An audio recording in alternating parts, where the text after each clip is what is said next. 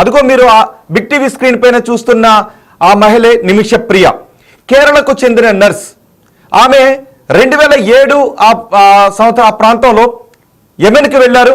యెమెన్లో వైద్యపరమైన సేవలు అందించడానికి నర్సుగా ఆమె అక్కడ సేవలు అందించడానికి వెళ్ళారు, అక్కడ ఉద్యోగం చేయడానికి.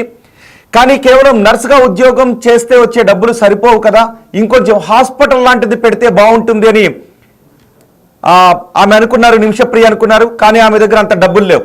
సో ఎవరైనా డబ్బులు పెడితే మనం ఒక హాస్పిటల్ లాంటిది పెట్టి వైద్య సేవలు అందించవచ్చు అనుకున్నారు. కానీ అక్కడ చట్టాల ప్రకారం అక్కడ వాళ్ళు ఎవరైనా ఉండాలి, ఎస్టాబ్లిష్మెంట్కి ఒక పార్ట్నర్గా ఉండాలి ఖచ్చితంగా. సో అక్కడ ఒక వ్యక్తి దొరికారు, మెహదీ అనే వ్యక్తి తన డబ్బులు పెడతాను అని అనడంతో ఆమె ఇక్కడ నుంచి ఆమె భర్తను కూడా యెమెన్కి తీసుకుని వెళ్ళారు. అక్కడ ఉండి అక్కడ హాస్పిటల్ కూడా ఎస్టాబ్లిష్ చేశారు. ఆ తర్వాత నిమిషప్రియ భర్త పిల్లలు కేరళకు తిరిగి వచ్చారు. ఆమె కూడా కేరళకు తిరిగి వచ్చిన తర్వాత మళ్ళీ యెమెన్కి వెళ్ళింది నిమిషప్రియ. యెమెన్కి వెళ్ళిన తరువాత ఆ మెహదీ అనే వ్యక్తి ఎవరైతే వీళ్లతో కలిపి హాస్పిటల్ని ప్రారంభించాడో ఆ వ్యక్తి అసలు స్వరూపం బయటపడింది. ఎందుకు మళ్ళీ ఇదంతా చెప్తున్నా అంటే అసలు నిమిషప్రియకు ఉరిశిక్ష ఎందుకు పడింది, నిమిషప్రియ ఎలా నేరస్తురాలయ్యింది అనేది మరొకసారి మీకు పూర్తిగా తెలియాలి కాబట్టి నేను ఈ విషయాన్ని చెప్తున్నాను. సో మళ్ళీ వెళ్ళిన నిమిషప్రియకు ఆ మెహదీ అనే వ్యక్తి నిజస్వరూపాన్ని చూపించాడు. ఆమెను లోబర్చుకోవాలని ప్రయత్నం చేశాడు. ఆమెను లోబర్చుకుని చిత్రహింసలు పెట్టాడు. ఆమె దగ్గర ఉన్న డబ్బులు తీసేసుకున్నాడు. ఆమె దగ్గర ఉన్న పాస్పోర్ట్ తీసేసుకున్నాడు. ఆమెను తన భార్యగా అనౌన్స్ చేశాడు. అందరికీ కూడా ఆమెను తన భార్యగా చెప్పడం మొదలుపెట్టాడు.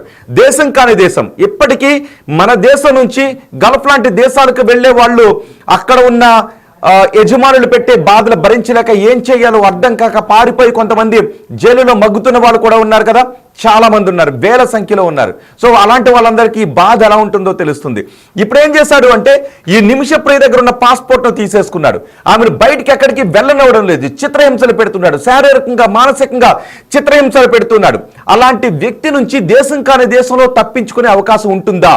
ఇప్పుడు నేను మీకు నెక్స్ట్ ఇంకొక వీడియోని కూడా మీకు చేయబోతున్నాను. ఎందుకంటే చాలా మంది భారతీయులు అలా నలిగిపోతూ ఉన్నారు.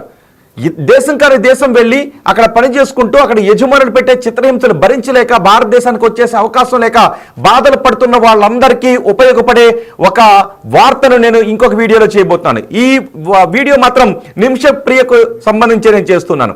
మరి ఇలాంటప్పుడు నిమిషప్రియ ఏం చేయాలి? తప్పించుకునే అవకాశం లేదు, వాడి దగ్గర ఉండే ఆ బాధను భరించలేదు.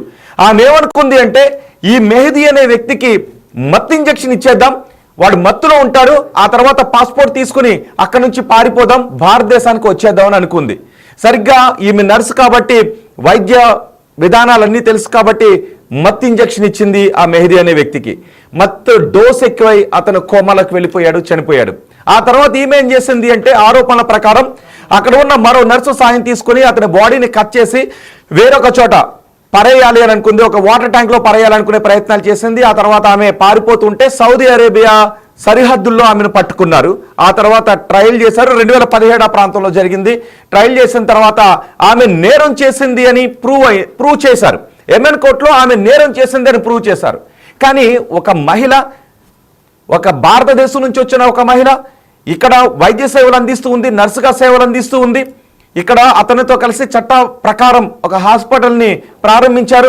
అలాంటి మహిళకు ఒక భర్త, బిడ్డలు కూడా ఉన్నారు. అలాంటి ఒక మహిళను వీడు చెరబట్టాడు, మెహదీ అనేవాడు చెరబట్టాడు, పాస్పోర్ట్ లాగేసుకున్నాడు, ఆమెను భారతదేశానికి వెళ్ళనివ్వడం లేదు. వీడు ఒక రావణాసురులాగా తయారయ్యాడు. మరి అలాంటి వ్యక్తిని చంపడం తప్ప కాదా అనే ఒక చర్చ కూడా ఇప్పుడు జరుగుతుంది. అక్కడికి వెళ్ళిన ఒక మహిళ తన భర్తతో మాట్లాడటానికి లేదు, తన బిడ్డతో మాట్లాడటానికి లేదు, తన దేశానికి రావటానికి లేదు. వాడు పాస్పోర్ట్ని తీసేసుకున్నాడు. మరి అక్కడ అధికారులకు ఈ విషయాన్ని తెలియజేసే అవకాశం ఉంటుందా? అక్కడ చట్టాలు ఏం చెప్తున్నాయి?